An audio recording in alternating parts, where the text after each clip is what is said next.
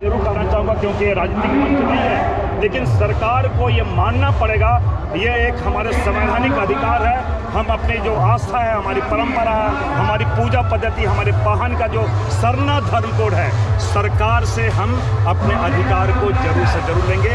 हम यहाँ पे इज्जतरा खूंटा में हम ये प्रण भी है, मेरा संकल्प भी है। जिस परिवर्तन किया जा रहा है इसके बारे में आप क्या कहेंगे? देखिए, मैं समझता हूँ कि धर्म परिवर्तन आस्था अलग चीज़ है और हमारी जो जड़ है आदिवासियत, वो हमारी जड़ है। जो ट्राइबल ट्रेड्स होता है वो आदिवासियत में है। सरकार इसको मानेगी? सरकार, देखिए, मैं समझता हूँ हम कोई असंवैधानिक बातें नहीं करें। अगर संविधान के मौलिक अधिकार में 15 से लेकर 29 तक आप पढ़ें तो उसमें अपने धर्म मानने की बातें, धर्म की स्वतंत्रता है, अभिव्यक्ति स्वतंत्रता, संरक्षण की बातें हैं।